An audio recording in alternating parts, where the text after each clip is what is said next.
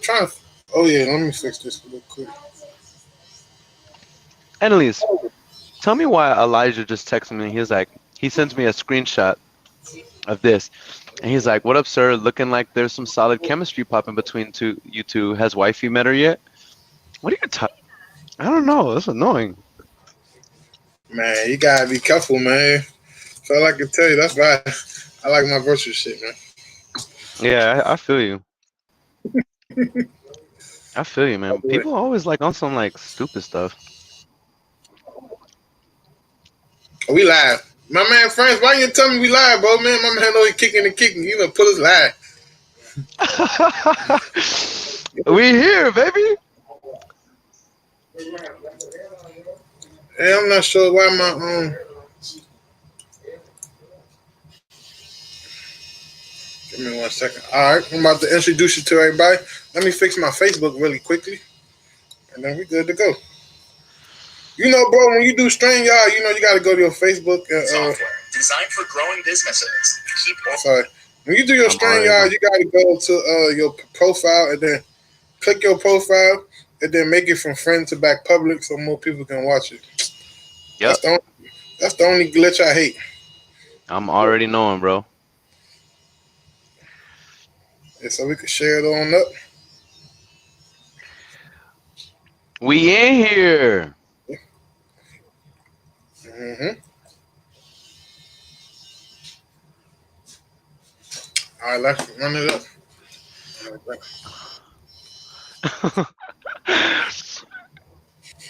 What's up, everybody? Welcome to the Antoine Campbell. I don't even know if this is a podcast. What is this? This a man you get together and talk out shit. Yeah, exactly, exactly. It's a live, bro. It's a live podcast.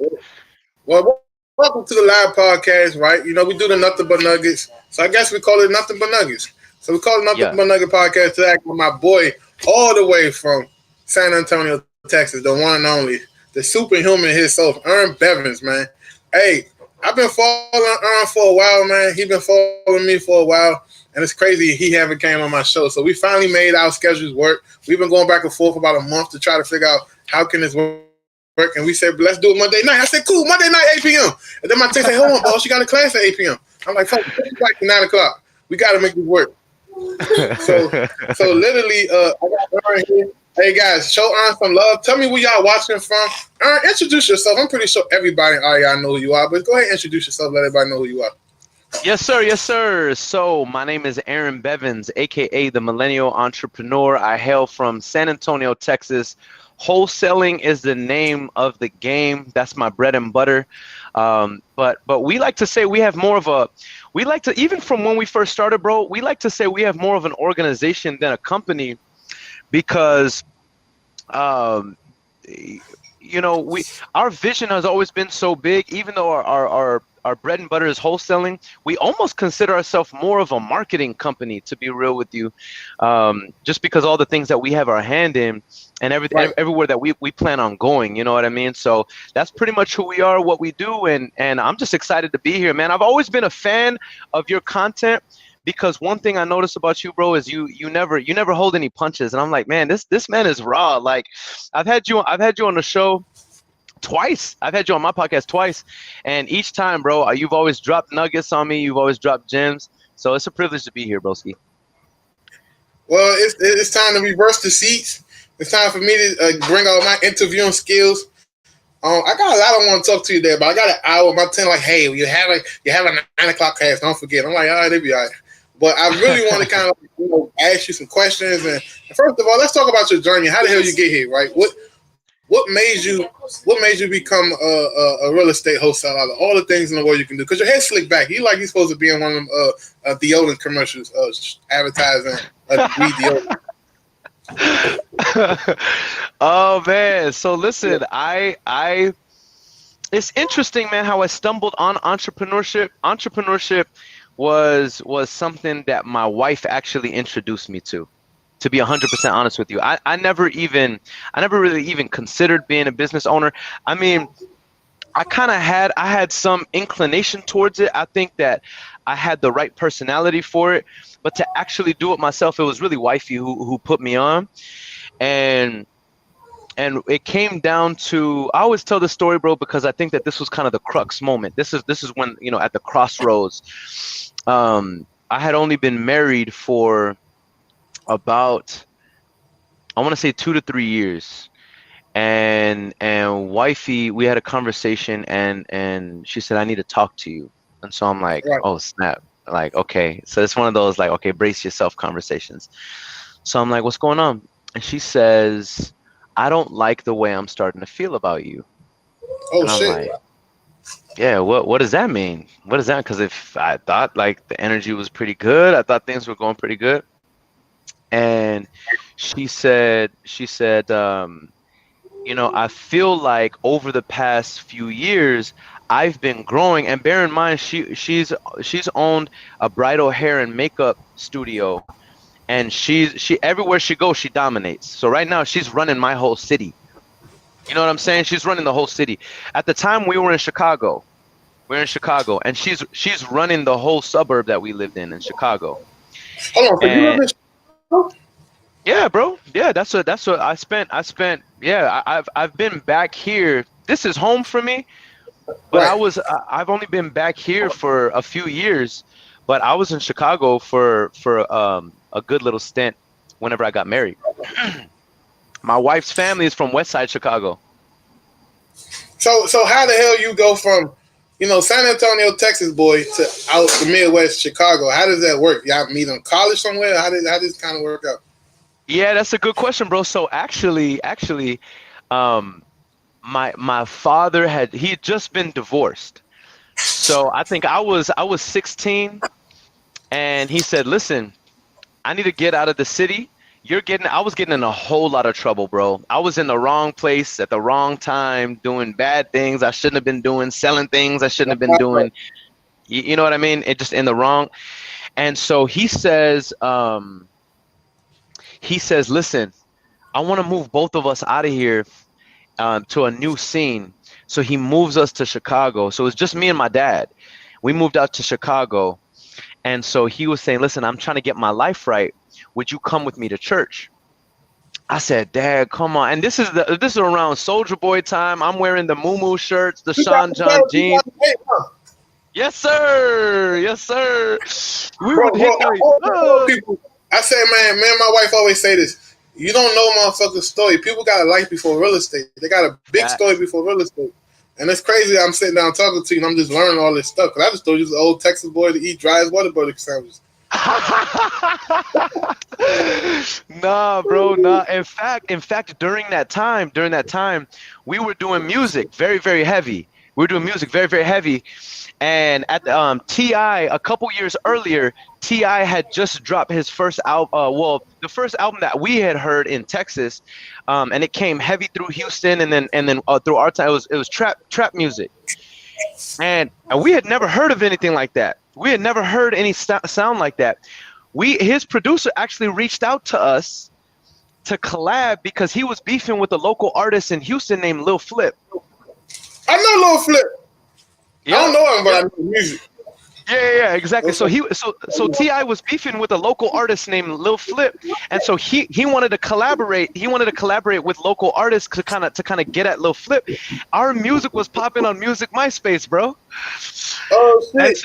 And so T.I.'s producer reaches out to us to collab because we were getting hits from East Coast to West Coast.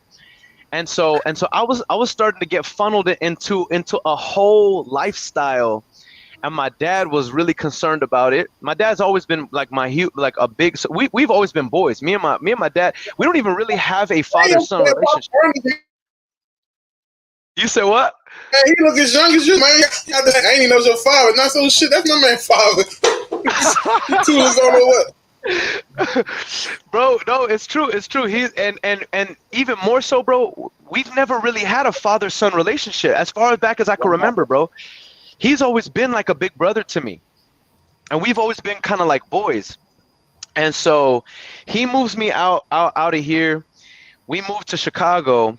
He says, listen, I'm trying to get my life together. I'm going to church. Would you come with me? And I was like, nah, man, I don't. And he says, listen, I don't know anybody. And he was like, man, just come with me, man. It means a lot to me if you did. And I was like, all right. So I went to support him. And that's when I saw Kiki.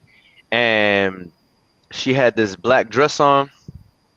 I was like, Good God, Pops. don't even go no further. That's how, when I met my wife, we met at the front of the curry out on East Capitol Street. And I looked there and said, oh, good God Almighty, I'm going to marry her. And it just caught my attention. Facts, bro. Facts. But she's from a good family, bro. She's from a good stock, and my family, we're non-political in any way. We're non-political in any way. But if I could describe what my wife's family is like, imagine a non-political Obama family. Like, Wow. I remember the first time I pulled up to her. Listen, I grew up in a trailer house, family. I grew up in a trailer house. You understand me?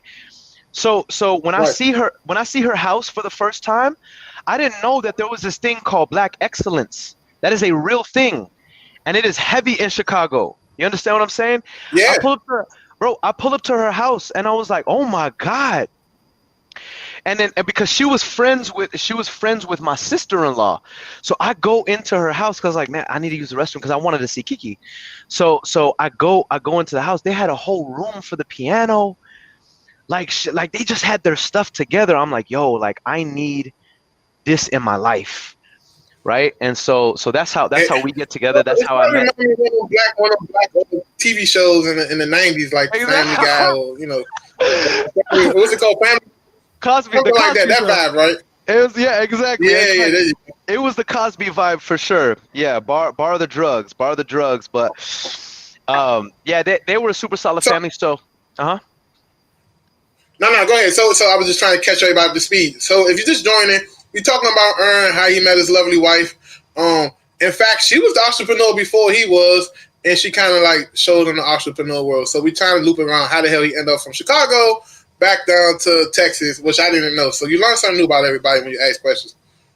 Facts, man, facts. So the way we came back here is because my mother was diagnosed with cancer, and so oh my God, sorry. No, it's good. It's good. My mom's a fighter. She's a fighter. So we moved down here. We lost everything. I had started building up a business because she had encouraged me. We had like 3 vehicles. We were making money. We dropped everything to move down here and support my mother, to move in with her, bro. Lost everything. Lost all 3 of our vehicles. Credit score went down to 400. I'm still working on that joint. I'm still working on my credit. This was like 3 years ago. And so we lived with my mother in a trailer house for a little while. And that was probably the darkest moments that we had ever been through. And bro, we struggled a lot, bro. Even our marriage like was almost about to fall apart. And it was just a really, really dark time coming back over here. And I mean, it's just a testimony to what you can do in a short period of time if you put your and you make a decision, but you put your mind to whatever goal that you set. You know what I mean? But that's kind of the story on being from here, moving to Chicago, and then coming back. So what made you choose real estate? Like I said, all the things, because you're supposed to be on the Old Spice commercial, showing off your little abs and just flick back here. What made you get into wholesaling? How did you get into wholesaling? I'm curious to know that story. Yeah. So that's an interesting thing. So she has that conversation with me. I don't like how I'm starting to feel about you. And I said, what? Like, what is it? Like, what's happening? And she says, well, over the past couple years, I feel like I've been growing and leveling up, and I feel like you're in the same place. And I was like, ooh, man, that hurt. And I felt a lot of resentment from that. But I also feel like I needed that conversation because it really checked me. And she was like, listen, like you don't feel some type of way about the fact that, because I was a painter at the time, like I was painting houses. Like, nice. I think I was $12, $13, $14 an hour or something like that.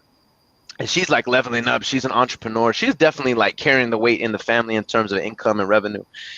And she was like, it doesn't depress you that someone of your potential, if you died tomorrow, they probably wouldn't even send me a card. They probably wouldn't even send me flowers. They would legitimately replace you in the next hour and not even worry about you. You understand what I'm saying?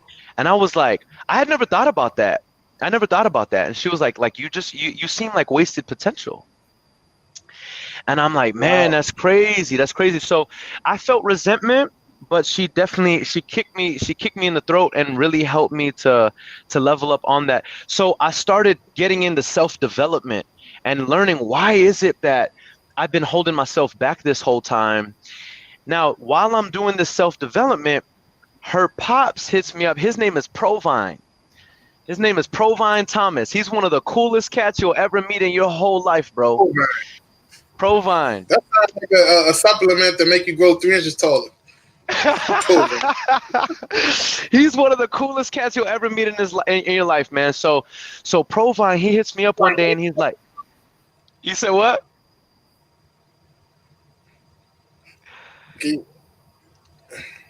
No, but he says he hits me up and he's like, say, Earon, there's a real estate event coming to the city called man, I forgot what it was called.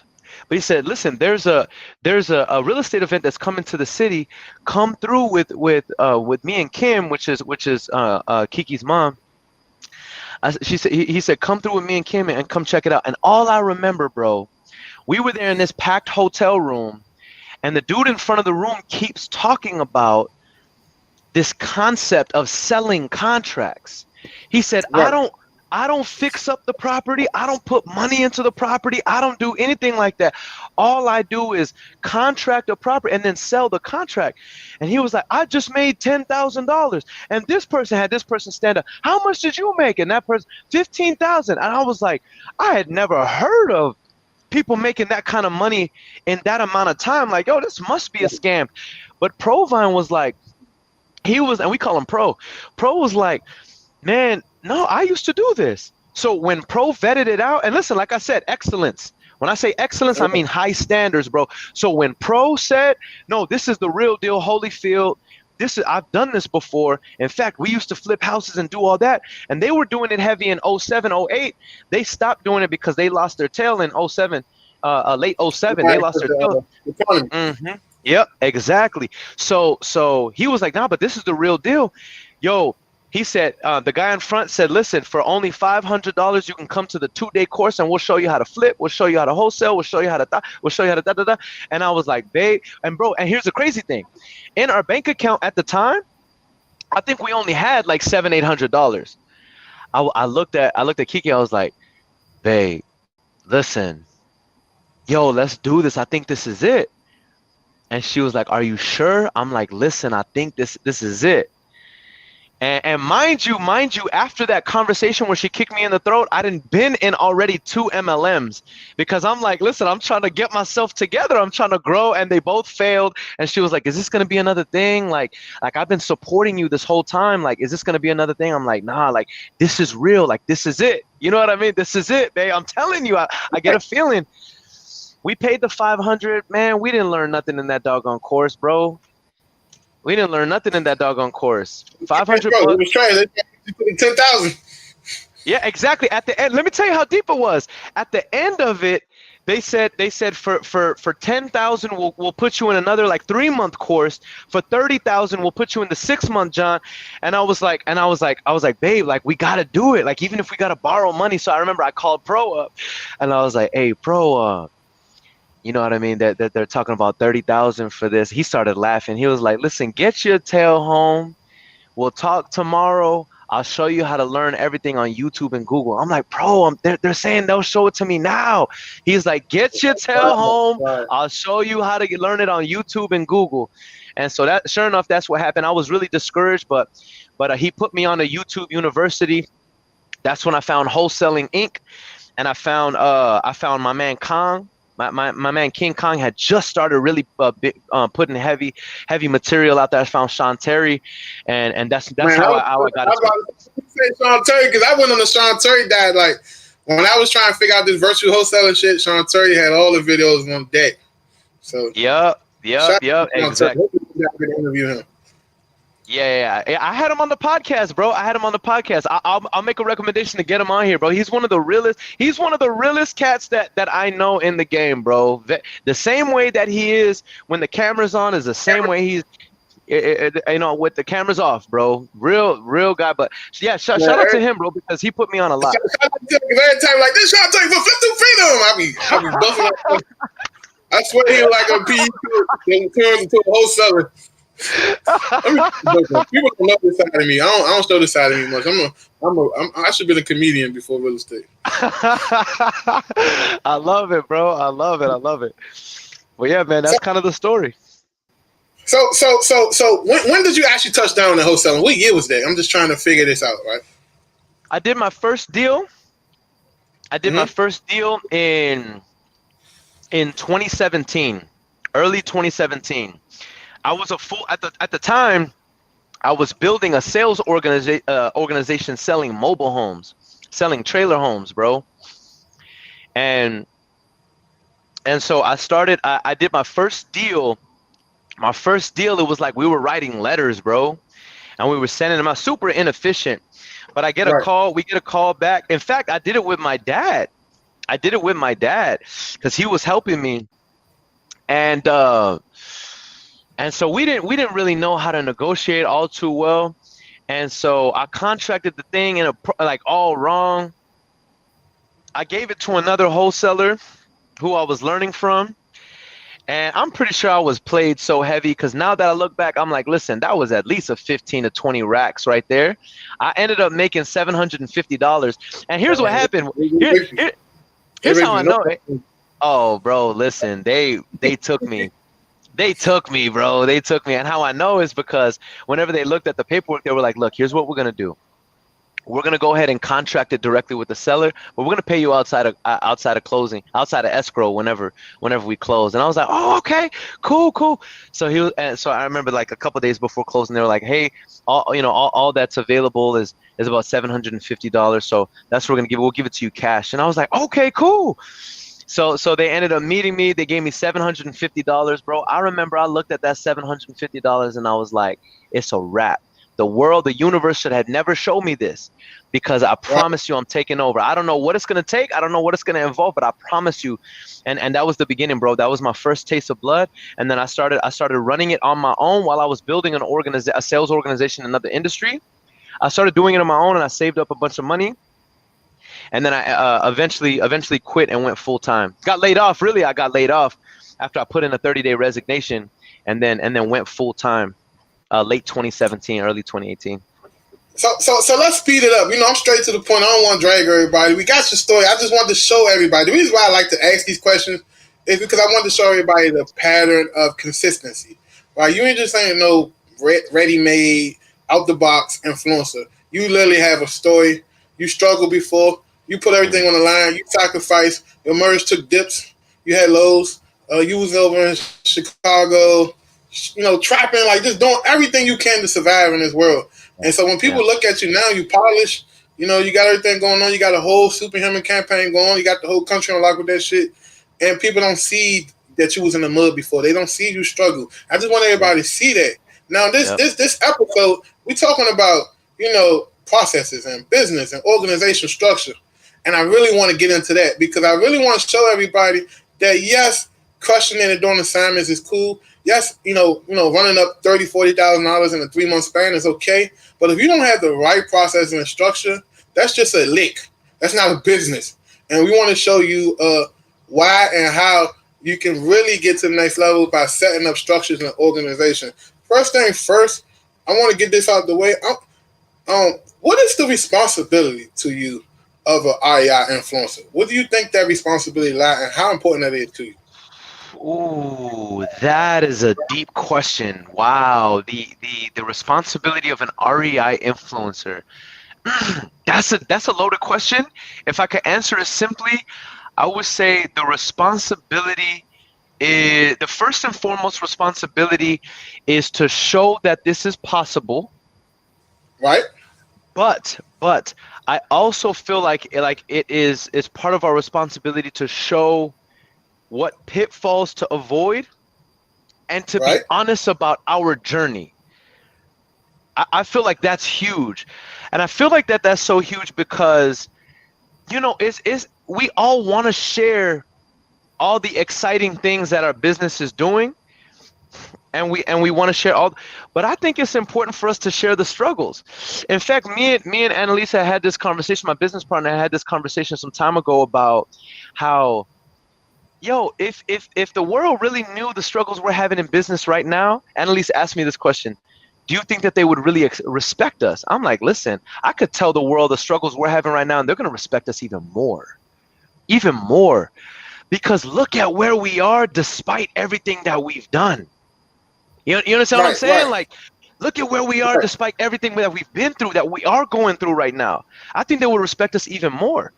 So I think that's a huge part of our responsibility. And then thirdly, bro, I think it's our responsibility to give the actual truth on what it takes to be successful, as opposed to giving out a bunch of rah-rah. And then people are like, listen, I'm so excited to,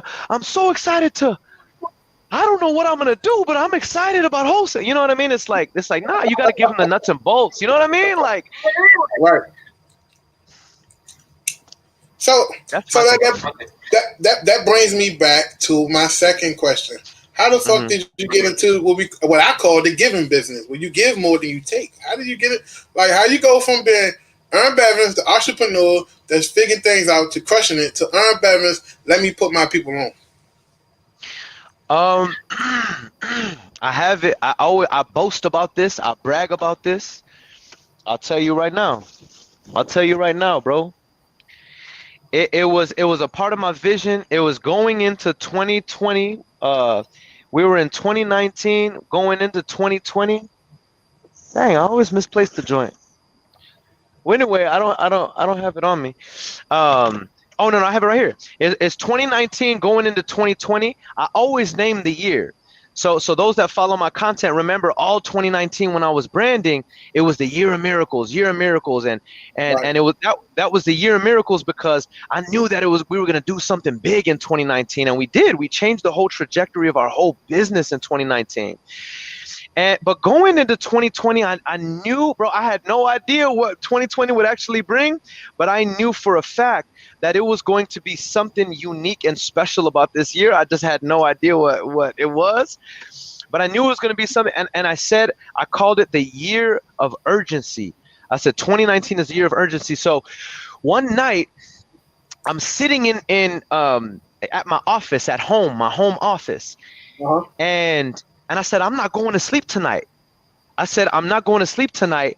sipping on a little something. There you go. You know what I mean? And I'm feeling loose, and I felt something, bro. And I just started writing. And bro, this is a composition book from 2019.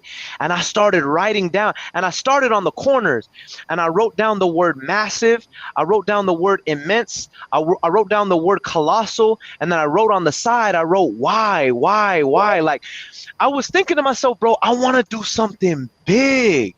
Like, I don't just want to wholesale, yo. Like, I look up to my man Bezos is my CEO right now. Like, my man just got me his latest book. Elon is like my guy right now. Patrick Bet-David is my guy right now. And I was, I don't know nobody that's shipping rockets in the air like it's a trip up the street. The guy shipped like 5 rockets in the air in the last 2 weeks. It's crazy. That's what I'm saying. Like, and I'm thinking, yo, like, I want to do something massive, colossal, immense. And so I started writing down, and I wrote down here. This is in 2019, bro. This is in 2019, before the superhuman group was even a thing, right? I wrote down here, Facebook group. It just flowed to me. I wanted to make a Facebook group, and then I put the mission to run the group like a company. Right. And then I started writing down the vision, and then I started writing down how I'm gonna monetize it. Then I started writing down the approach. Watch this, bro. Watch this. Check this out. I wrote down that my approach, I'm not trying to be all religious and stuff.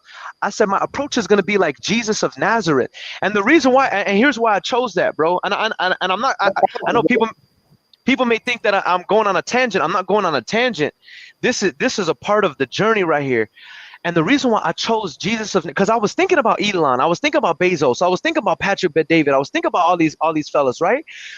I said though, not one of these men has changed the course of human history. Right. I'm not even talking on a religious level, bro. I'm just talking on the fact that my man changed the course of human history in 3.5 years, family. Right. You see what I'm saying? And if you look, I'm not even talking about religion. I'm talking about if you just read the gospel account and you see the way my man lived, the way he lived is whenever he would invite people, he said, "Be my follower." I'm like, interesting. I'm trying to gain followers. Right. You understand what I'm saying? So he had to have a following. So the first thing I noticed about him was, okay, he changed the course of history. That's my man. That's my man. Okay, so I need to follow. What did he do? So watch this. He was not a special guy inherently. He was a carpenter. So look at his approach. Watch this. He could have went to the influencers of his day, the Pharisees, the Sadducees. He could have went to the high priest. He didn't go to the influencers. Guess what he did? He went to the people. And he said, let me give to you value, and I can teach you, and I can show you, and I can protect you, and we can build a community, and our following will have numbers. And so here's his approach. He said, I'm gonna find my core folks. So I said, okay, how do I do that? So I'm not going to go to the influencers. I'm not going to go to my man Maxwell, even though I look up to him because he's the one who really put me on to the idea of maybe building. But I said, I'm not going to go to Maxwell. I'm not going to go to Sean. I'm not going to go to all these other cats. I'm not going to go to Kong, Wholesaling Inc., Brent Daniels. I'm not going to go to these cats. What I'm going to do is I'm going to go to the people and say, okay, I'm going to help the people. So I know I took the whole scenic route, but I'm answering your question of how did I get into the giving business? It was because I said, I got to do something big. I'm not, when I die, I mark my words, when I die, people are gonna be like, yo, like R.I.P. a legend. Because I want to. The same thing I just said like about 3 months ago. I said, when I die, I want colleges to write lectures about me. That you got to study me to say, hey, this is the way Antoine moved. This is how he changed the trajectory of the entrepreneur world. Yes, bro. Same wavelength, family. Same wavelength. And I wanted it to be colossal. And I said, okay. So his approach was, I'm gonna give, and never ask for anything. And then what'll happen is the people will make me a leader. I never have to call myself a leader. The people will make me a leader, and that's what has happened. Right. That's what has happened. And I remembered, and as I was thinking about it, I remember my granddad used to tell me something, bro. They're from the Caribbean, so Caribbean folks always have, the old heads in the Caribbean always have this wisdom, right? And my grandfather, one of the things I remember he told me, bro, I never forgot. He always used to tell me, the air above you will not make you float, but the ocean underneath you will. Right. And so his point was, don't look to the big people. Don't look to the big players to bring you up. Look to the people that are normal just like you, and they're the ones that will raise you up. I said, okay, I know what that means now. So that's when I started building it. And so but here's the last part about it. Jesus, the way he built, but before he started really preaching the message, he started recruiting a core group of disciples. That is where I got the idea of the Superhuman campaign. I said, okay, I need a core group, not just a whole general group. I need to bring in a core group that's always with me. And that's the Superhuman campaigners. And I know the real ones that are with me, bro, because they've been riding with me when everything was about to fall apart, when everything was going crazy. You know what? I know the real ones that are on my side, and those are the ones that really ride with me no matter what, bro. And they're the ones that help me decimate the message. And so I give back to them, bro. Like Big Sean said, for my people that are willing to go to hell and back for me, I'm going to give them heaven on earth, or a hell of a check, or whichever come first. Right? I like those. You heard that new album, Fire. Oh, the new album is wild, family. So look, check this out, right? This will go lead to my question. You say you got your disciples and shit, right? Yep. I'm not as religious, but I know the story. Yep. What do you do? And how do you handle betrayal? Because when Jesus had his disciples, he was betrayed, right? So I'm pretty sure somebody. I'm not here to poke no business. I'm just here to speak the truth. Let's talk be about informed, it. Right? So, Yep. because even for me, I got my little huddle, and some people run in different circles. Some people roll with you, they roll with me, and then some people just hop. They fit in where they fit in. But then, what do you do when betrayal come across your door? How do you handle it? How do you? Because the one thing I learned is that empires, right? Empires are torn down from the inside. Ooh. No kingdom was never torn down by your enemy or your competitors or anybody. It was torn down from the inside. That's why I roll with a tight ship. So what do you do to insulate that? Man, bro, I done been betrayed so many times, and I hope they're watching, man. I hope they are, because let me say this first. Every time we've been betrayed, which has happened at least 5 times, bro, in our two and a half year journey, we've been at least that we know of, at least, right? Annalise just corrected me, that we know of, right? Each time we've always grown bigger. So my approach has always been like this. My approach has always been that, like, do I get salty? Bro, I'm an empath. Of course I'm salty. Right. I get emotional whenever people betray me, like low key, bro. But I will say this.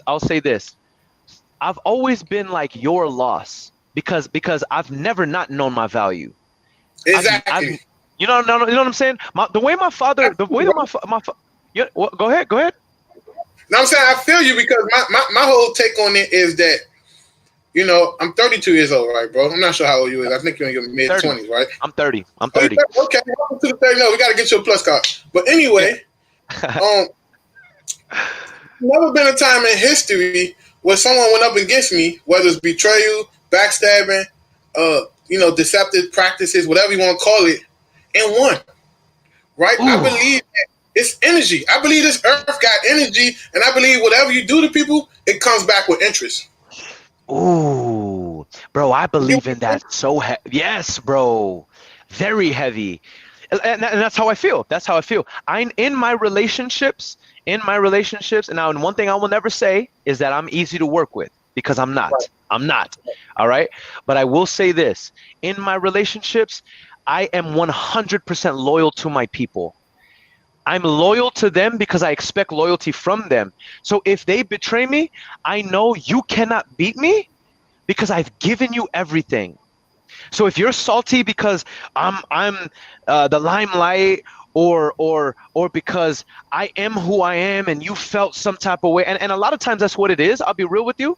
A lot of times, here's what it is, and I'm not saying this to be cocky in any way, shape, or form. I've always been this way. If I set my mind on something, I'm gonna get it done. Period. Exactly. Facts. Okay. And I enjoy being in front of the crowd because I'm here to influence and impact change. You understand what I'm saying? So some people are like, oh, you just like the limelight. Yes, I do. I want the limelight. Can you please give me more of it? Because right. I'm not here to be in the shadow. So I think a lot of the a handful of the deception, or sometimes whenever my partners, do start to feel shaky and they leave, a lot of it is because they don't want to feel that type of way, like they're in the shadow. And it's never like that. It's like, I can't stop your shine. I can only make you brighter if you're next to me. Right. You know what I'm saying? But if I'm only giving you good, positive energy, and I'm only being me, and you leave me because of that, and now we're competitors, you will never beat me, ever. And you won't beat the team. Curious to know how and why I said, curious to know this one question. How and why do you feel that way? Is that something you tell yourself to keep yourself sharp, or you truly bought into that and believe in it? Just honest. I just want to know that.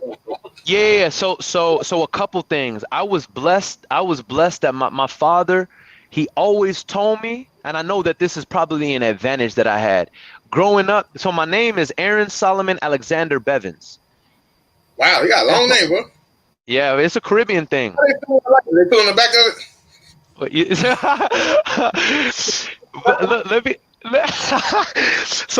But growing up, my father would always say, listen, I called you Earon from the time I was young, bro. I'm talking as my earliest memories. He would say, listen, I called you Aaron because that's Moses' brother, and Aaron had a mouthpiece. He could speak. He said, son, if you can learn how to speak well, then you can influence.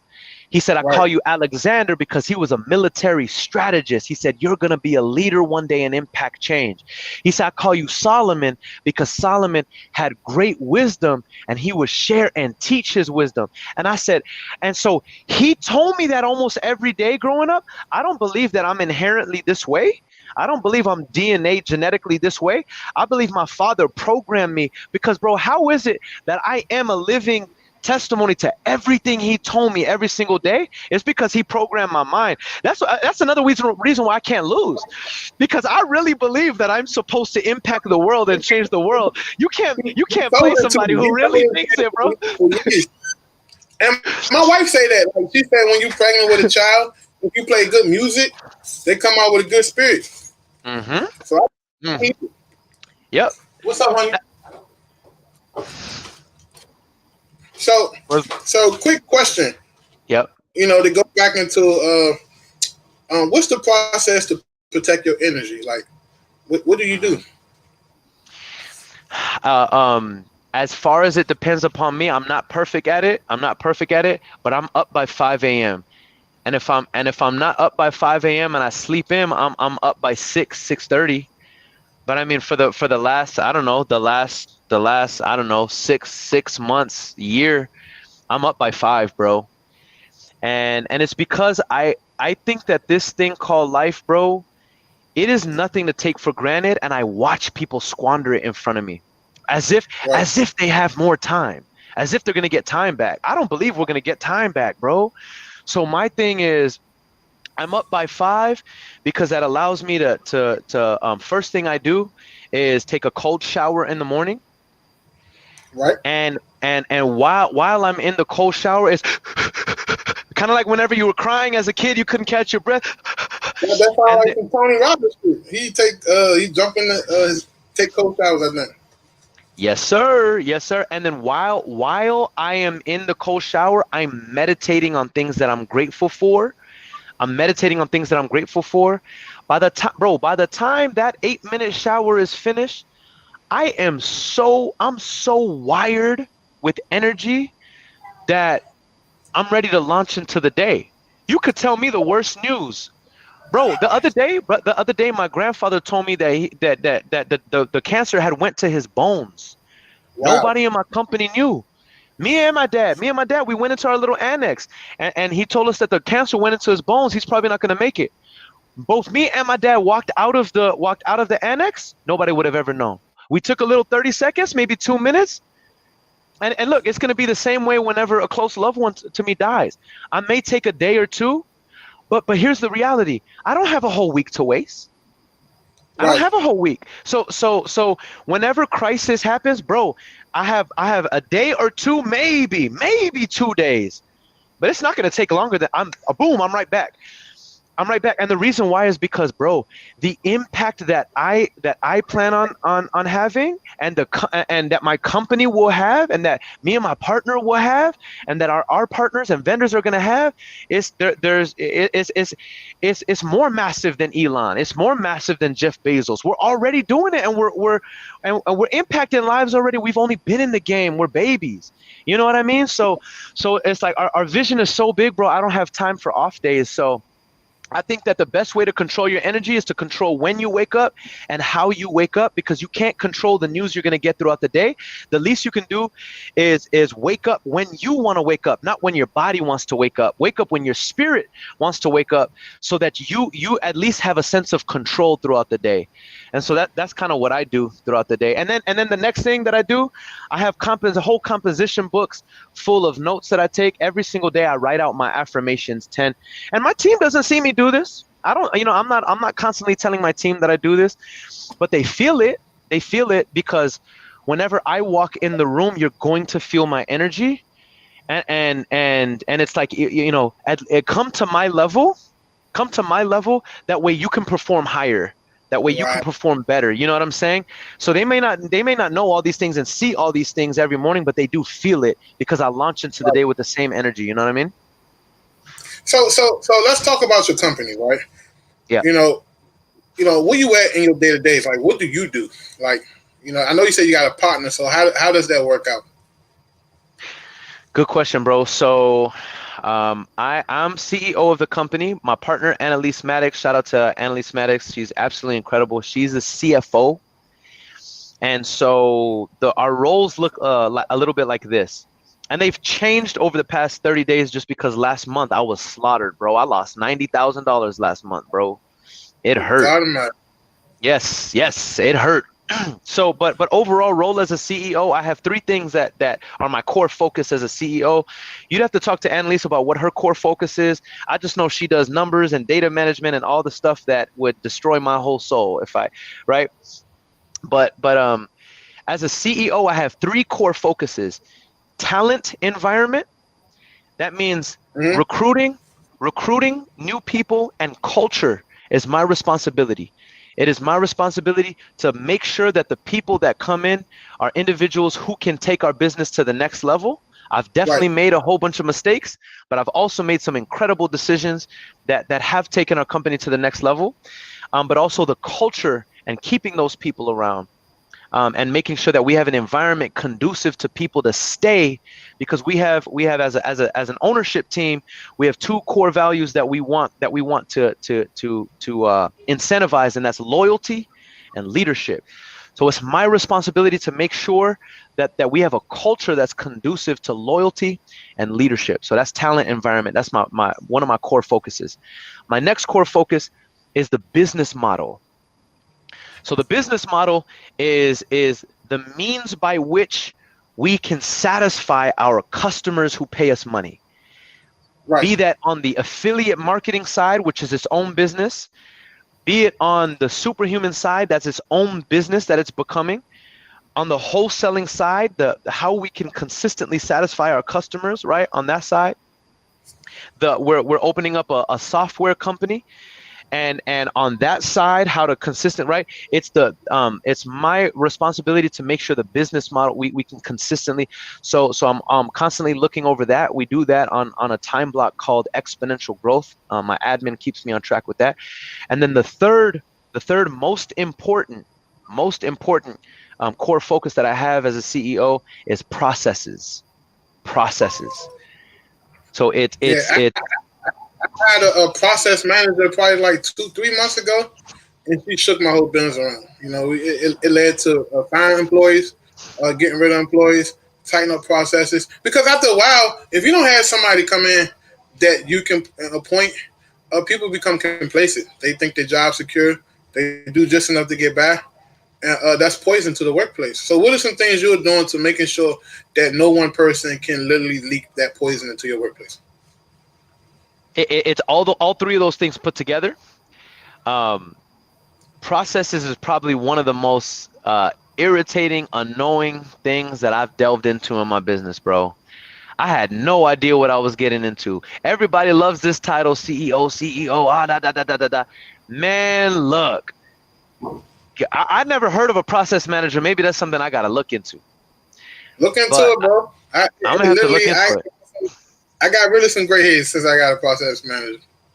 I'm really gonna have to look. I've never heard of that until literally just right now. So I've been building out our own processes, and bro, it's the best way I can describe it is like putting on your rubber overalls, your rubber boots, your gloves, right, and you're delving into doo-doo. I mean, right, that's what processes is. I mean, it's annoying because there's a domino effect, right? It's like, okay, so if I do this, then the impact over here is this. Okay, snap. So then I gotta adjust this. Okay, cool. How can we make this as efficient as possible so it's less steps? If it's less steps, it's gonna be easier for our people, and then our people will be able to get more done in the same amount of time. And then and you just gotta, it's a whole web. It's a whole web. But what I'm glad that I've gotten into it, because it's helped me to understand. It's helped me to understand the business from the inside out for things that I didn't even know we should have been looking at. Then it helped me to understand my systems. You know what I mean? So my philosophy is this. Let's train our people and build our business where we give to our people so well.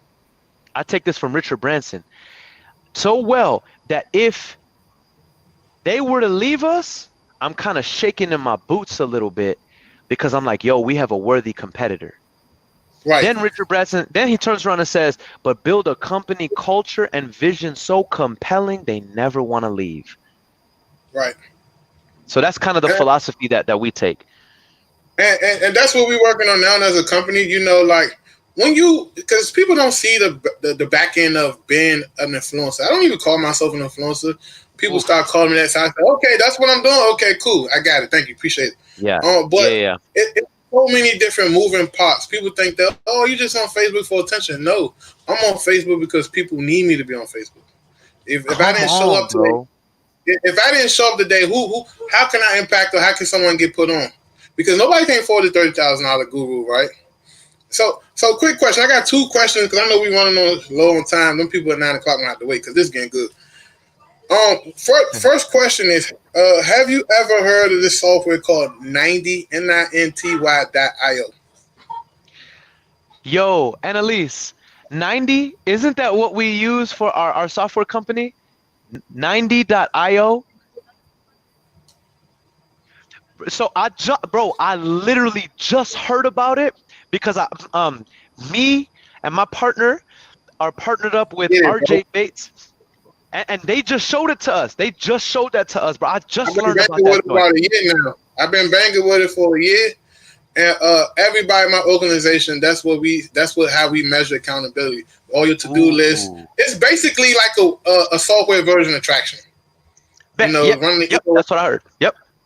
And, literally, like I love it. Anybody out there that needs systems, first thing first, start off with 90.io. It's a little, it's like $15 a month per user. But guess what? If you're making hundreds of $1,000s a month, who the fuck cares, right? So 90.io. And another question, right? I remember back in the day, and wholesaling back in the day is 6 months, just to let you know, because wholesaling years is like cat years, right? It's literally like for every one real year, it's like 5 years, and like cat years or dog years. Seriously. I remember you went out to Arizona with I call them the Arizona boys, right? And you dropped $10K on the Mastermind Ticket. 15. 15K on the Mastermind Ticket. So just a 3-day event, right? Did that do more harm than it did good, or was it actually worth it? Honestly, just be honest. No, I'm gonna be real. I'm gonna be 100%. And look, check. I don't get an affiliate. I told them boys. I said, listen, y'all should give me a doggone affiliate. I done sold so many of y'all's tickets. Watch this. Man, they should run you 100,000 on a bad day. They should run me. Yeah, I need a whole band. I need a whole. Listen, I sport this right here because I feel like that was a turning point not only in my life. I feel like it was a turning point in our business. I feel like it was a turning point in our partnership. I don't believe that we would be as far along as where we are now if we did not drop the 15 racks.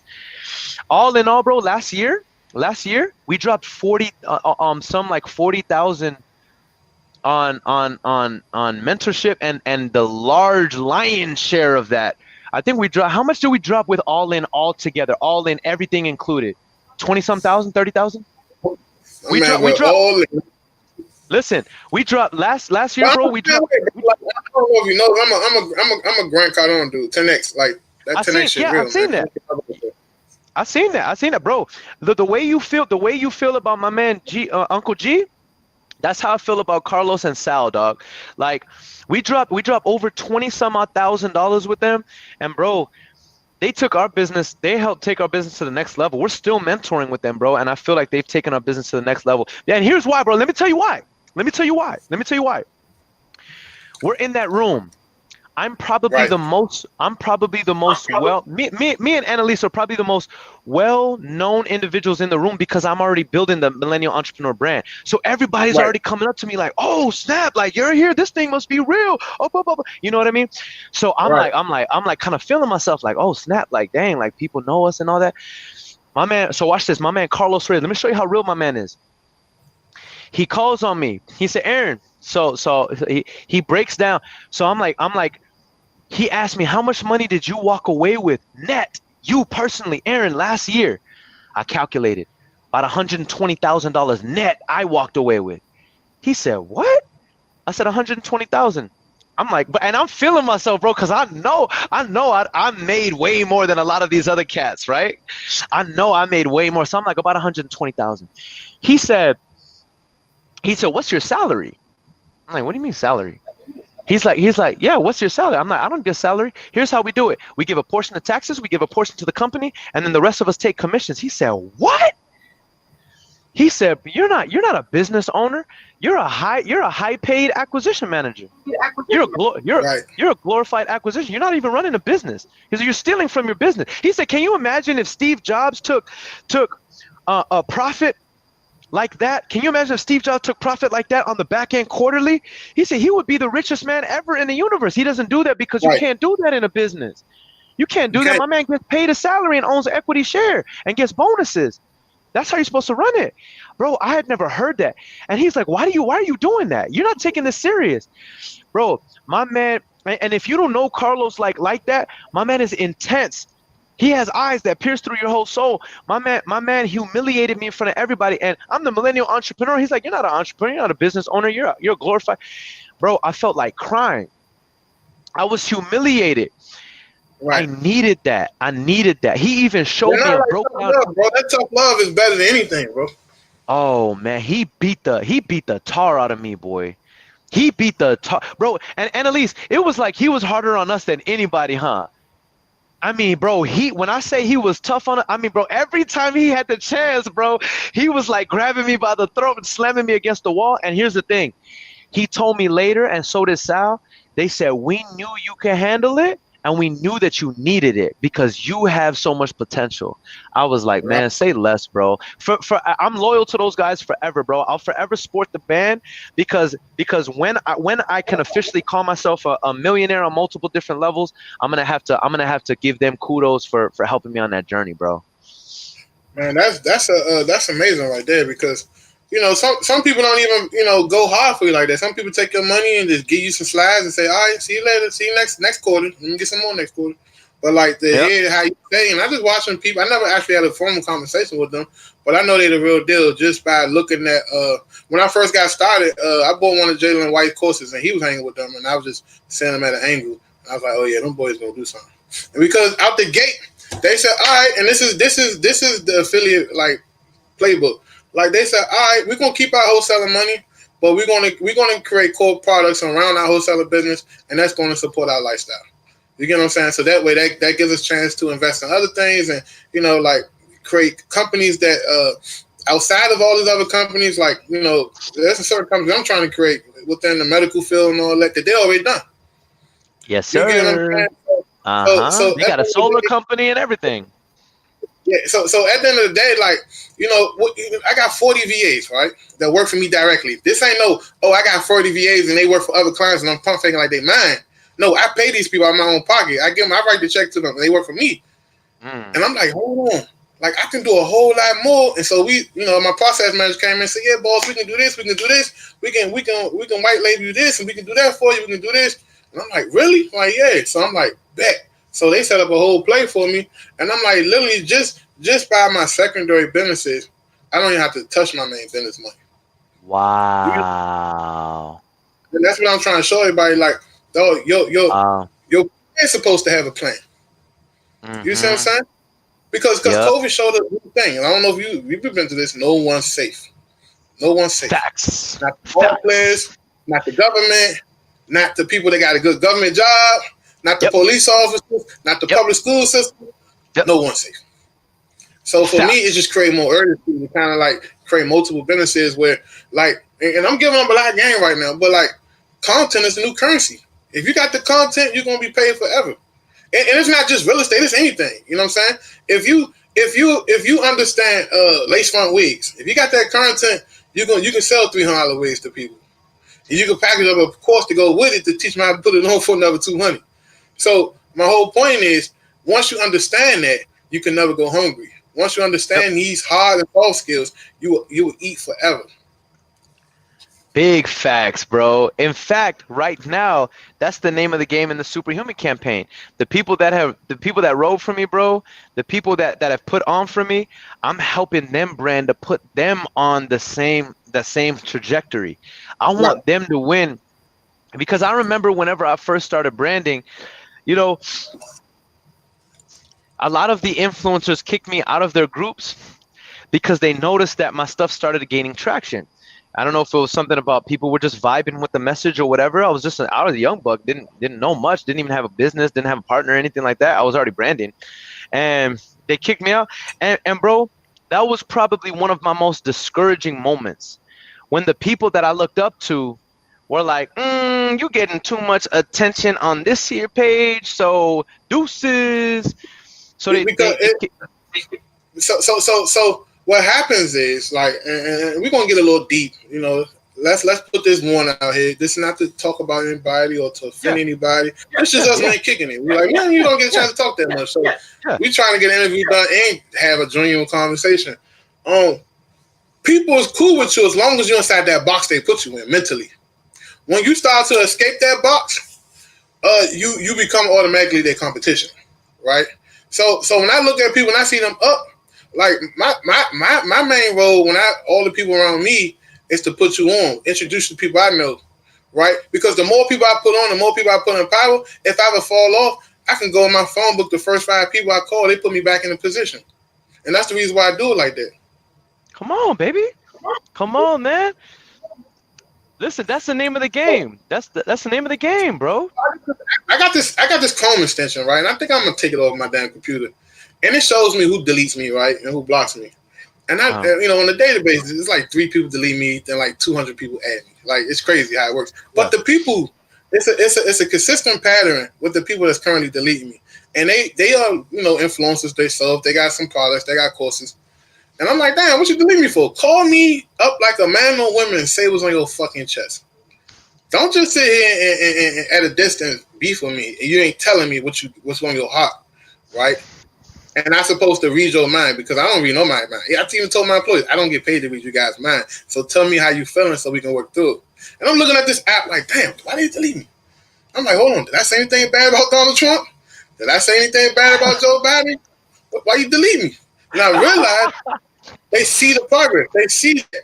Oh, man, like, they see the results. They see what we hitting with this stuff. They see what we're trying to do. They see we're trying to become a global brand where, you know, even when I do my business now, there's people from Ukraine coming to my events. There's people from Bangkok. Like, when I had my drip conference, they had people was up 2 in the morning, 3 in the morning in a different time zone to make this conference. That right there confirmed to me that I'm on the right path. Let's go. Let's go, bro. Let's go. And bro, here's how I feel about that. Here's how I feel about that. I would never, because if for nothing else, out of sheer pride, I would never downplay any of my competitors, or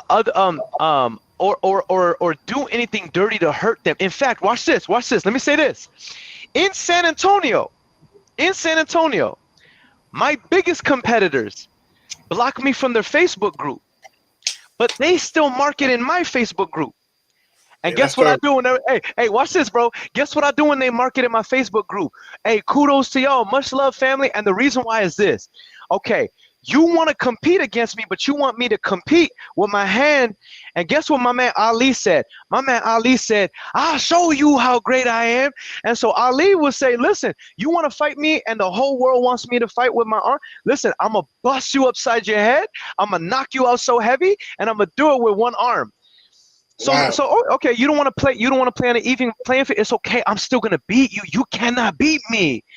You can't beat me. You know what I mean? So I'm on the same wavelength as you, bro. So if one of my that's why in the Superhuman campaign with the leaders, I'm like, listen, y'all, my goal is to help y'all become where. And so right now in the Superhuman campaign, you got other leaders that are affiliates, and they're using other affiliates that would quote unquote take away from my affiliate money. That's not competition to me.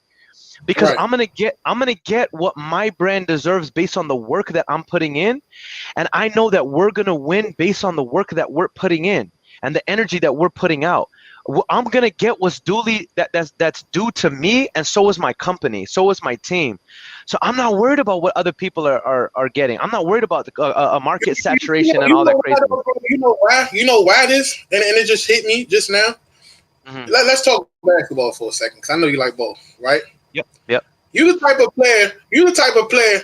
You can create your own shot anytime you want. Yes. So other people around you, your superhero campaign people, they might need a little alley hoop. They might need a little assist. You know what I'm saying? You on the other hand, you can get that shot anytime you want. So you good with that. Yep. Bro, I'm confident. I'm confident that even if I go broke, which thank God, and I didn't even know this. Shouts out to Kiki, but shouts out. We've lost more money than ever in the past year just because of mistakes made with investments and things like that. Bro, I haven't been broke in a whole year, and we've lost more money than ever. I haven't been broke in a whole year. Right. So I'm confident moving forward. I will never ever be impoverished. I will never be poor.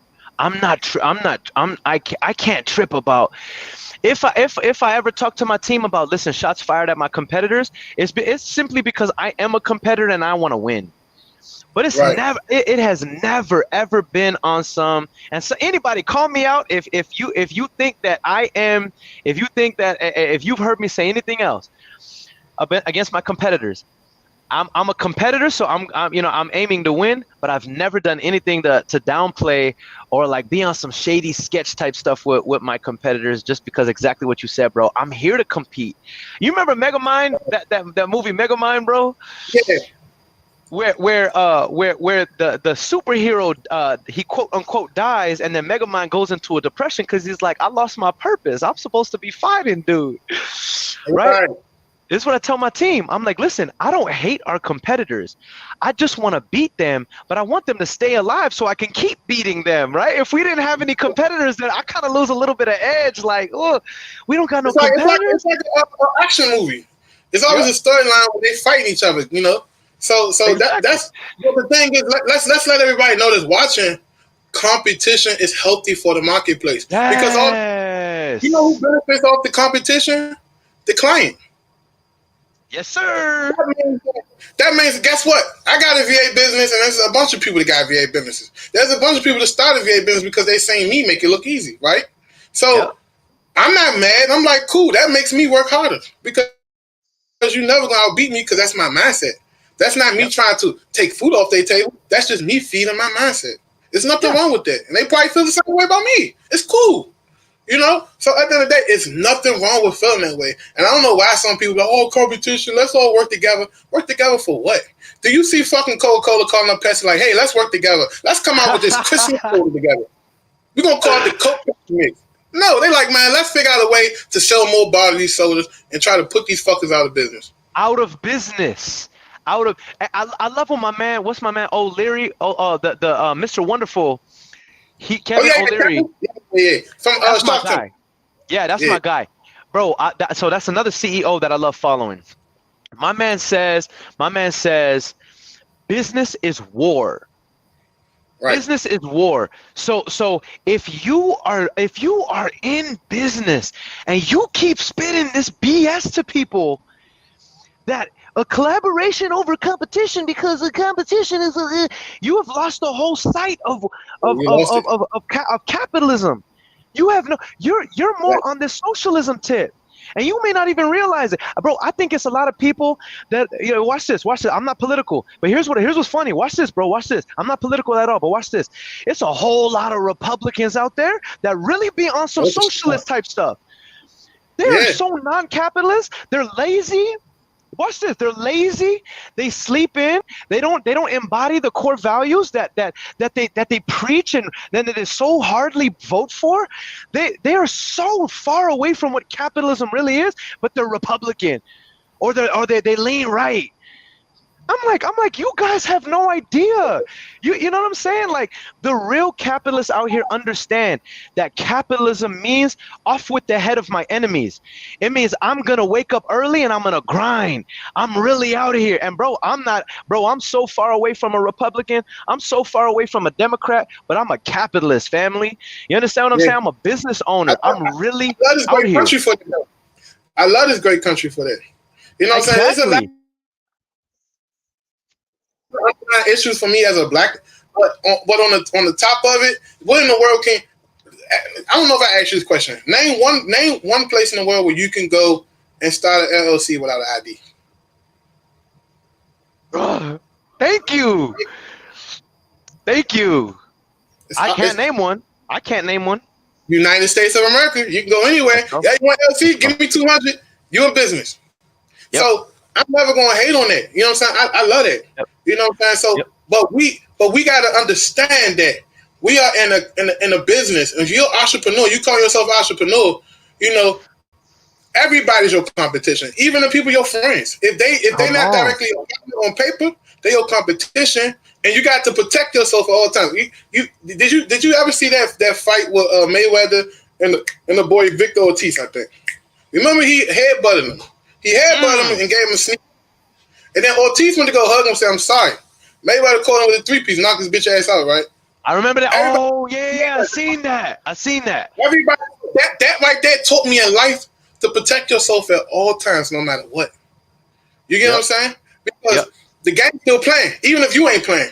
If you say, you know what, I ain't calling no leads for the next 2 weeks, somebody else can call your leads. Somebody else can be knocking at that door. Yeah. So you got urgency. So when you say urgency, like, fuck, I should have came up with that code first, but I love it. And I might start posting urgency because I support that movement, more urgency.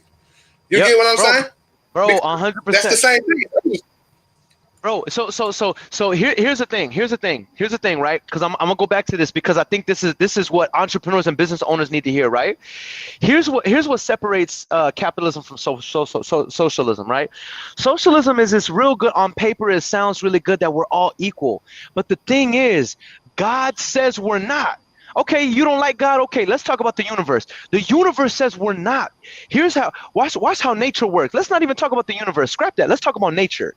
You have two farmers. Right? You have farmer A and farmer B. They both got families. Okay, bet. They both have the same seed. They both have the same season. Matter of fact, the farm is right next to each other. Right. Farmer A is up by 5 a.m. He's tilling the ground with his sons. The sweat of his brow, right, is constantly wiping his eye, right? And the whole season he's grinding. First week don't see nothing. First month don't see nothing. It's not until he finally starts to see a little bit. Then the earth blesses him with a crop that takes care of his whole family for an entire season. Right. Farmer B wakes up late. He shows up to the office, aka the farm, 10 a.m. Okay? He only has two hours to work before high noon. Okay, so then right. It doesn't rain as much that season. He gets no crop, but because farmer A actually put in the work, it's still actually produced for him. Now, right. You could look at nature and be like, man, nature is cruel because farmer A, his children die of starvation and scurvy because they have no food and they're malnourished during the winter. Man, nature is cruel. Is it? Or nature was that a late? You see what I'm saying? It's not cruel. It gave him everything he needed. Nature is generous. It gave him everything he needed. I learned that from Discovery Channel, bro. Like, you gotta eat the food you kill. Exactly. That's what entrepreneurship is. You wake up tomorrow. Exactly. I got a therapist, right? And I talk to her every Tuesday at 3:00. Mm-hmm. And I tell her, what's your issue every week? I said, I live a good life, make great money. Trying my best to be the best husband I could be. I'm trying to be a good father. But the one thing that keeps me up at night is having this anxiety to know that I don't know what next week looks like because I got to kill the food I eat every single day. Yep. So when these people come in here with these $200,000 jobs and these $150,000 truck jobs, and they coming at me like, they entitled to all this, I'm like, bro, you got to kill the food you eat. I don't care if you pay me or not to help you. You still got to do the work. Facts, bro. Facts. And that's nature. That's the law of nature. Bro, this is why entrepreneurship and leadership, in my opinion, this is the way that's going to solve the issues that we're seeing all around us. Entrepreneurship and leadership, bro. It's none of this other stuff. It's not the government. It's not any of these other things, man. It's individuals who can stop being so entitled and think that you know, luck is gonna take care of them. Maybe I'll marry a woman who's rich. Maybe I'll marry a rich husband. Right. Nah, you lazy son of a gun. You got to get out here and get it. You know what I'm saying? And we all know higher education doesn't work anymore. So you got a couple options now. It's 2020. There's not going to be no pension for millennials and Gen Z. There's not going to be no pensions for us. It's not going to be no Social Security for us. Man, Bro, that's the message I've been pushing on people. I've been saying the same message for 3 years. Like, my business was already virtual. When the COVID hit, I already had VAs. Already it was virtual. My children was already homeschooled. Like, nothing really changed. But I was trying to show people that you got to put yourself in a position where you can take care of yourself at any given time. You got to put yourself in a position where, because where America is headed and what the average politician don't understand is that there's no more middle class. You're rich or you're poor. You either got product or you're working for somebody. That's it. If you got product, you short.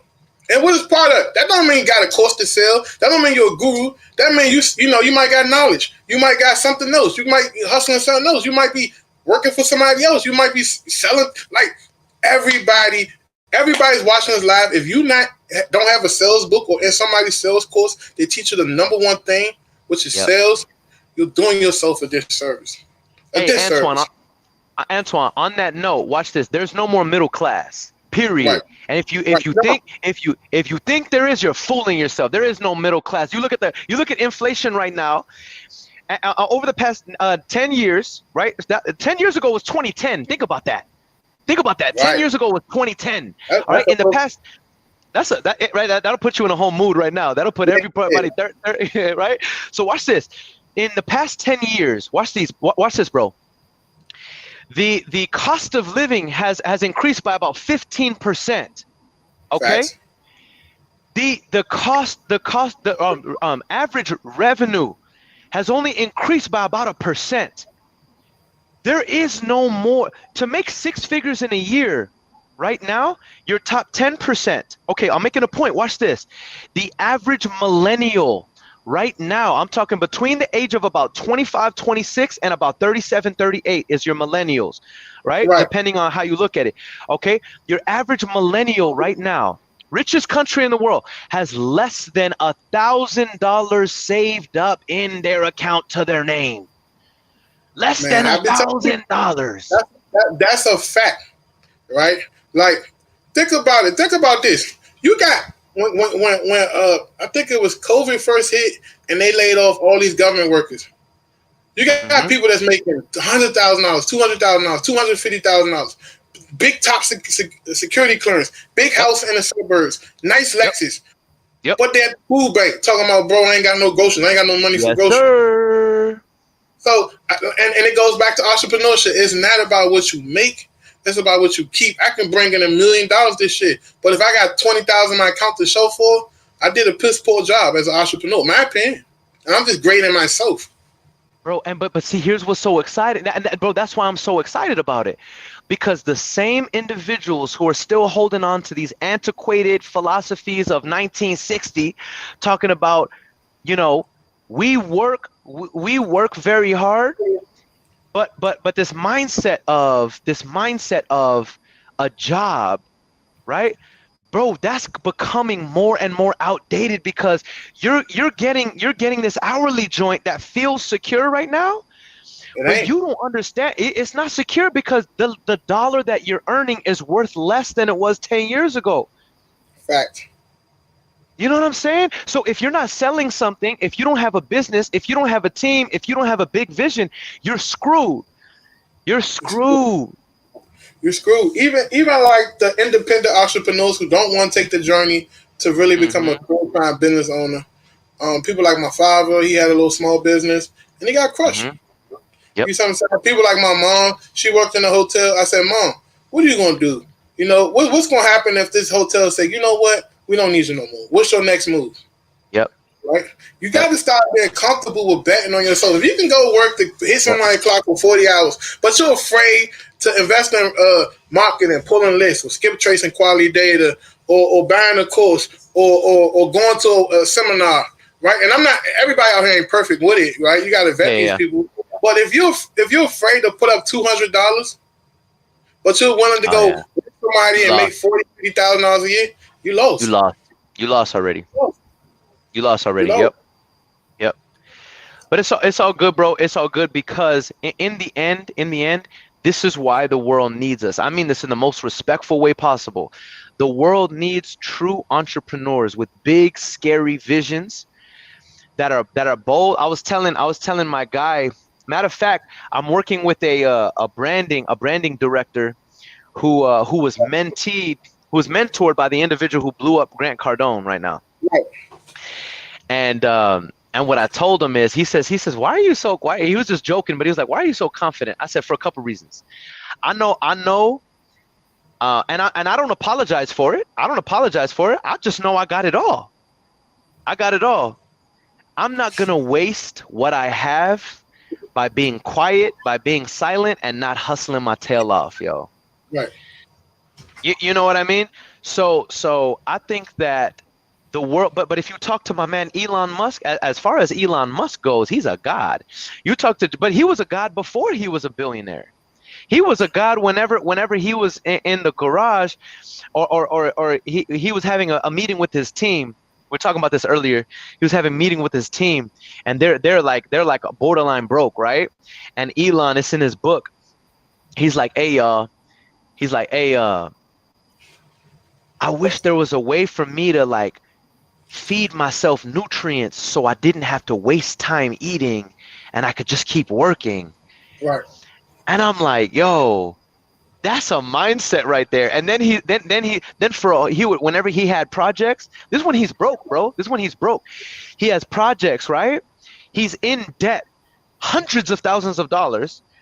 And my man says, I'm not leaving the office. I'm going to sleep here. Can y'all just kick me? If I'm still asleep when y'all get here, can y'all just kind of nudge me with your foot? Just kind of kick me. I'll wake up. I'll be ready.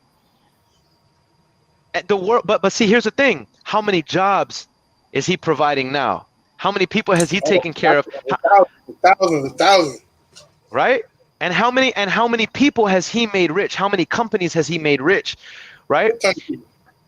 And so the world needs us, because the others that are going to listen to this podcast and still go back to partying, they're still going to go back to their low level, their low frequency, low vibration, and they need us to take care of them. They need us, and I don't mean any disrespect. I love them. I love them because honesty. Like, we live in a society where being honest has been disrespectful. It's terrible. Man, that's so facts, bro. That's so facts. It's terrible, Man, bro. That's so facts. Yep. It's honest. It's telling people what it is and them accepting it and dealing with it. See, here's something I came up with a few years ago, like maybe 7 years ago. I said to myself, everybody in this country has their perspective place. You need the homeless man. You need the fireman. You know what I mean? You need the killer, right? You need everybody to make this shit work. Everybody can't be on top eating. You know what I'm saying? So when people come and go, when I see people, hey man, I'm trying to do real estate, I'm trying to do this, and I can really determine, like, okay, he's a bullshitter. He's this. How do you know he's a bullshitter? Why you count him out? Oh, because his actions, his pattern and consistency is already projected that he's not going to get to the next level. Unless he's going to hit in a fucking bathtub, fall out of somebody's condo and hit him in the head and change his mindset. Yep. That's the only way he's going to change, because he's been this way for 36 years. Ain't no way in hell he's going to break them habits and change his life. You're preaching, bro. You're preaching. I've seen it in my company, bro. I've seen it in my company where it's funny too, because it'll always be the ones that say, yeah, but if I wanted to, I could. Right. But you don't. Right. You're not really about it. So could you? Could you really? Well, prove it then. It's always the ones that's like, if I could if I wanted to, like if I really put my mind to it, and then it's like, okay, they leave and they don't ever really do anything. Right. He said, I swear, this who really, what did he say? Y'all don't, that don't really be doing much. I swear they be doing the most, right? It's the people that talk the biggest and have this whole huge spill about how they could be, and their potential and this and that, but it's like they never really live up to it because they're not really putting in the work, Anyway, man, I could talk for hours on this. The LeVar Ball syndrome. man, I could take Jordan out in two rounds or something. Like, just talking bullshit, and they talking so much shit. You're like, hey, man, wipe that shit off my feet you spilled on me, man. Come on, man. Like, come on, man. It's true, bro. It's true. And I want to say this. This journey, I was telling my business partner, this journey, man, it's not easy. And I don't mean that on some cliche type stuff. I really mean that, like, and I was really questioning myself and our company for a little while. And then I started really looking into my man Bezos a lot more heavy, my man Musk really heavy. And as I looked at their journey, I was like, yo, my man spent the majority of his time broke. He spent the majority of his time broke. He's just now really doing it. If you really look at the grand scheme, I'm saying, right? Like I don't feel bad for my struggles anymore. I don't feel bad for it because I'm like, yo, we're doing I was telling Annalise, I was like, yo, like, we're on the right trajectory. All the mistakes that we've made, all the money we've lost. Like not only do I believe that we are, I believe that we are one of the greatest companies right now in existence. We're still germinating. We haven't even popped out of the earth yet. We're still germinating, right? But I say that to say this. Before the seed can germinate and break open, the seed itself has to die. The seed, like the shell itself, literally, physically, biologically has to die, and then the contents inside have to now fight their way up through to the. You see what I'm saying? Exactly. And so. I'm like, yo, that made me feel so good reflecting on this thought, because, think about Bezos. These men had whole teams that shed and fell off and shed and fell off and shed and fell off. And it's like, yo, like, I'm like, yo, I can resonate with that. Like, how many times have we died and germinated? And it's like, yo, we're not even a plant yet. You know what I mean? I put my companies down about 7 times in the last 2 years, and each time it got better. Come on, baby. So let me ask you this real quick, bro. Have you watched this series, The Men Who Built America? Bro, that's my favorite documentary, hands down, baby.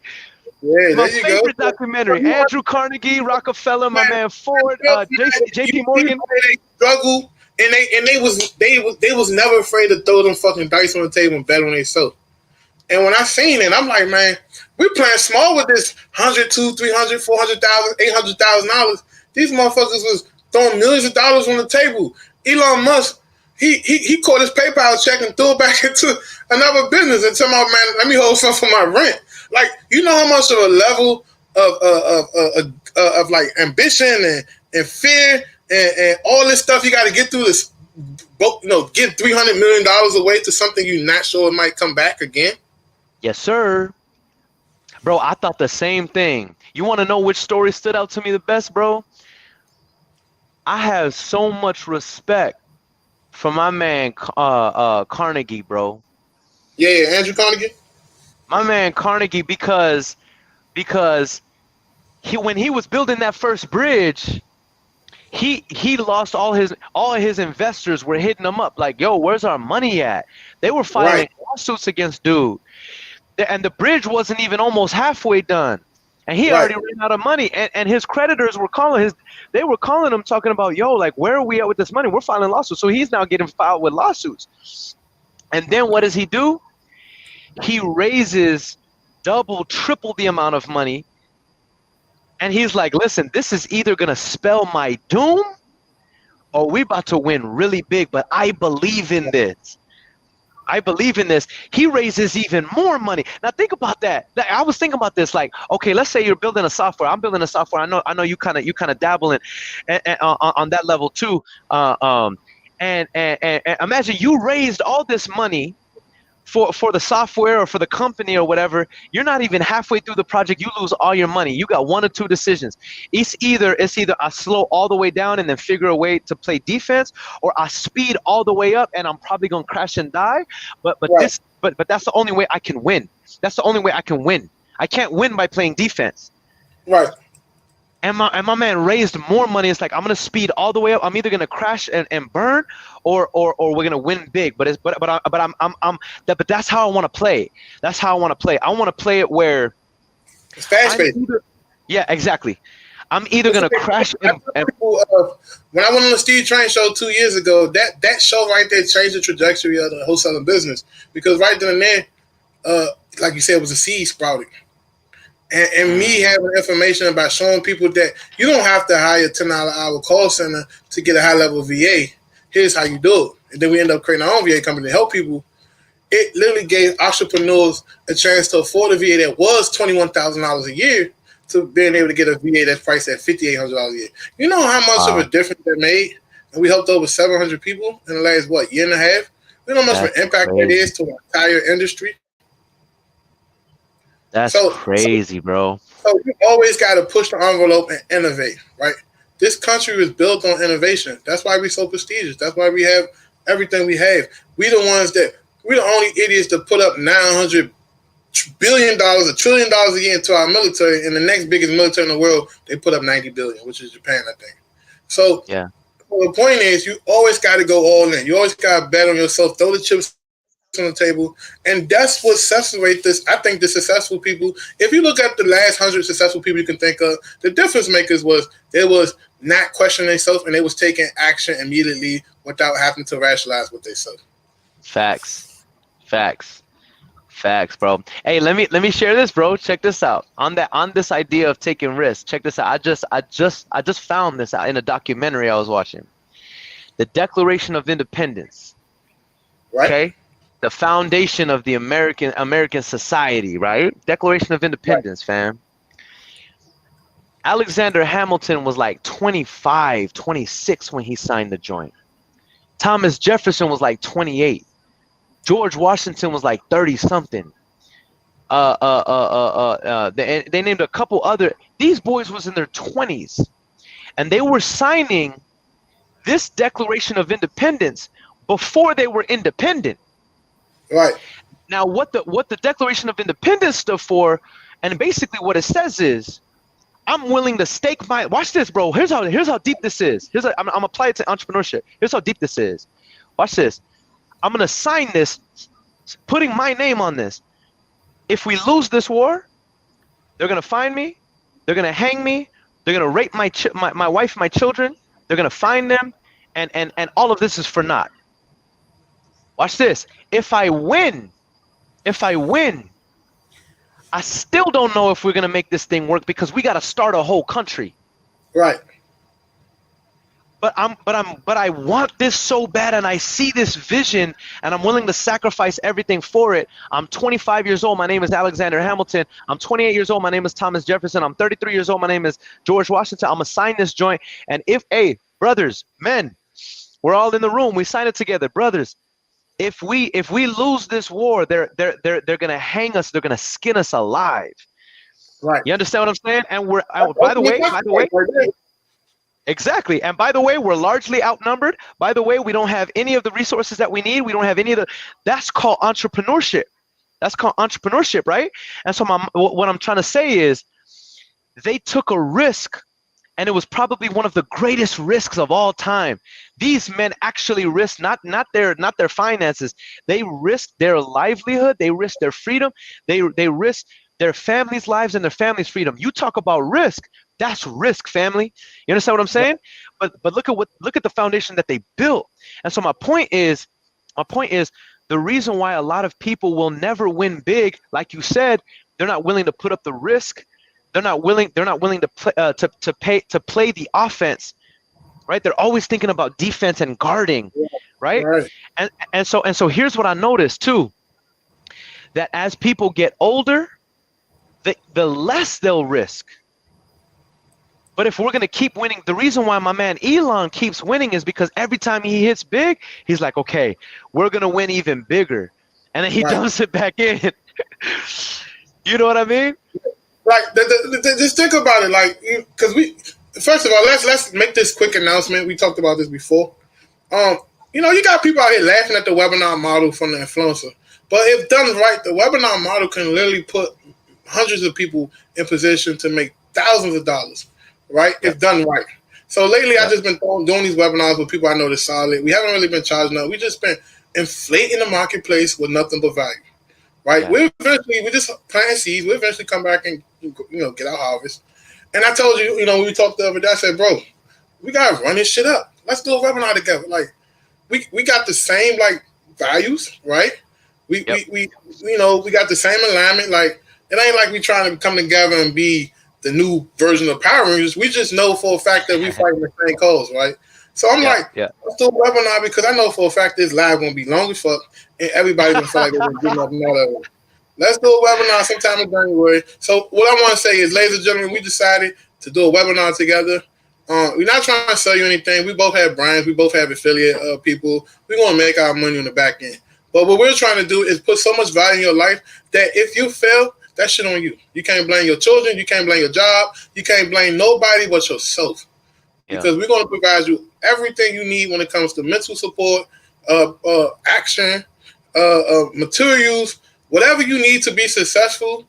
That's what we do. If you see this behind me in my virtual office, you see the V1.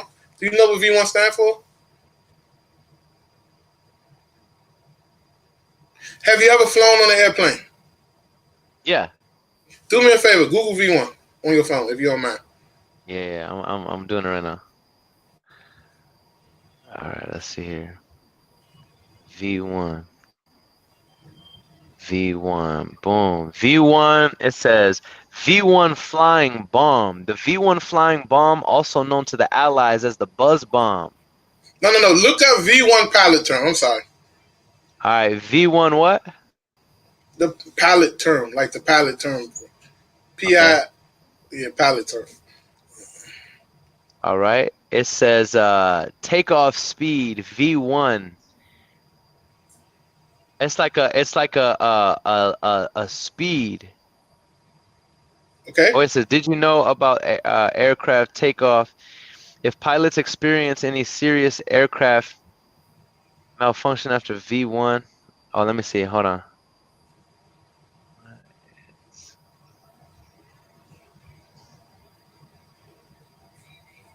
Oh, V1 is the speed by which time the decision to continue flight if the engine fails has been made. Wow. It can be said that V1 is the commit to fly speed. So when I name this company this, what I'm telling my clients to come see me is you at a point where there's no turning back. You must commit. By the time you come see me, you must commit. Because think about going down the runway 180 miles an hour, and you say, you know what, fuck this, we ain't lifting off. You're going to slide off the runway, punch your fuel tank, and blow the fuck up. You done. Yep. So that's why we named the company V1. Wow, bro, that's deep, family. Yeah. That is deep.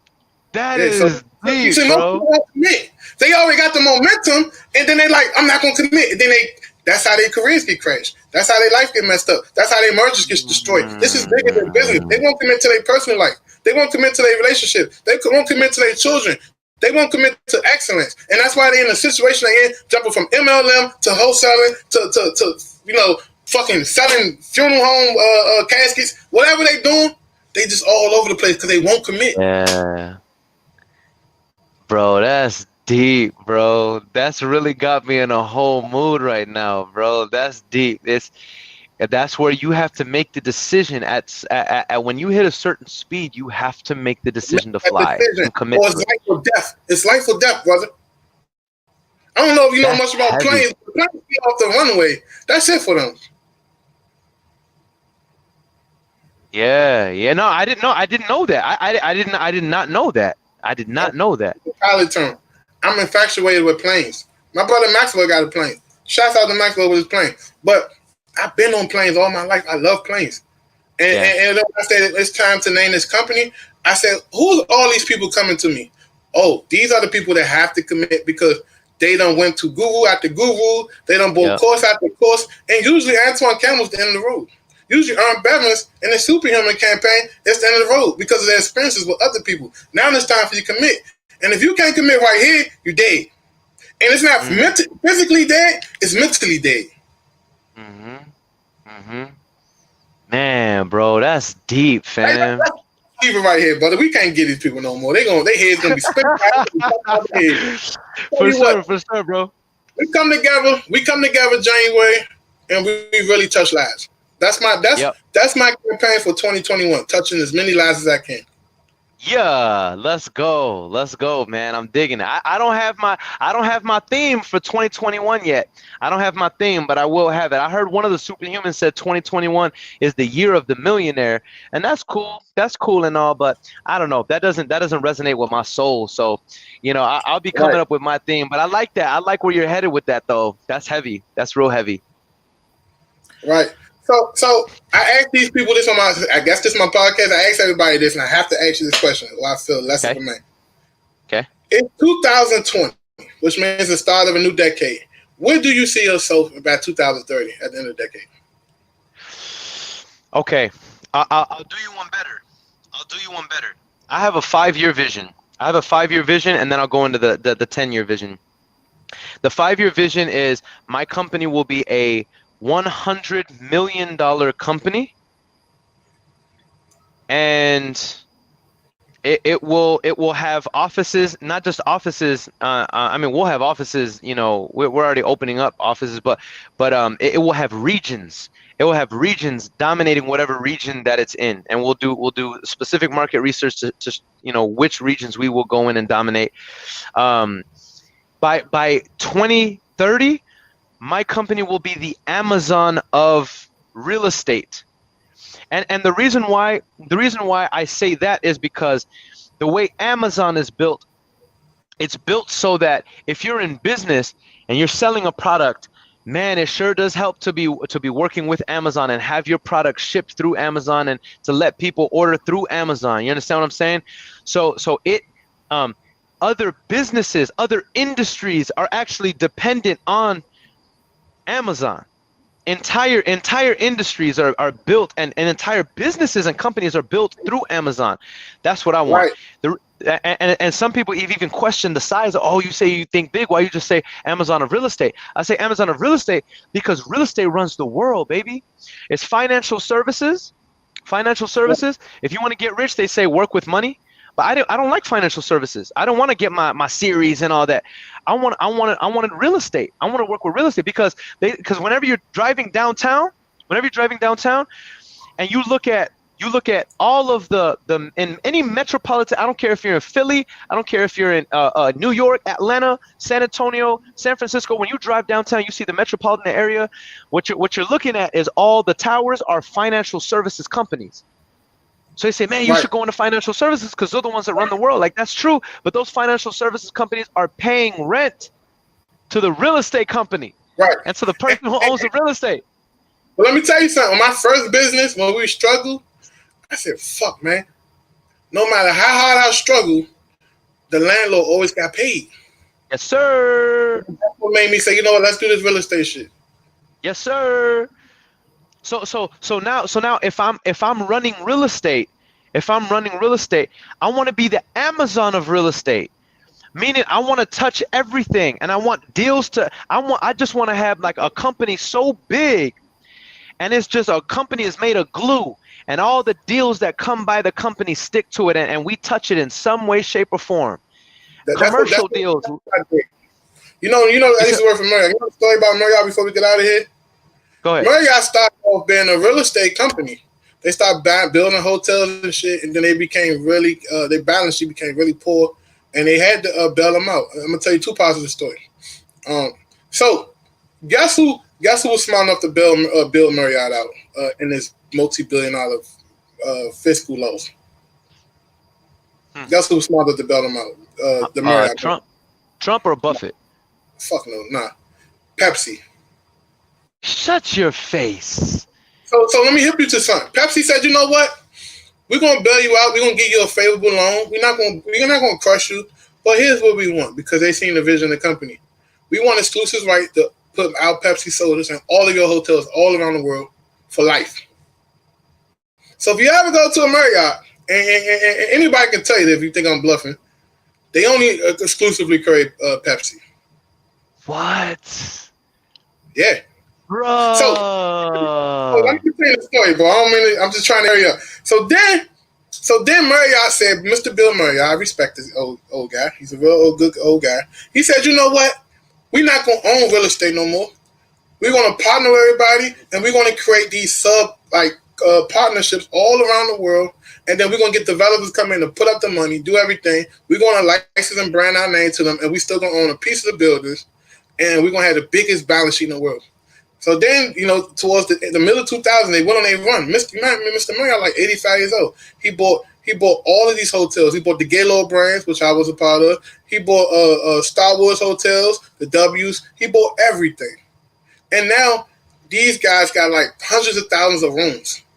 And guess what? And you know what that means? If I want to become an operator with Marriott, it makes sense for me to go let Marriott manage and operate my hotel, even though I own it, because the access to their database. Their database, the reservation database alone is worth billions of dollars. So if you're building to tie it back together, if you're building a superhuman campaign where you say, I see the move, and I salute you, bro. I like it. I love it.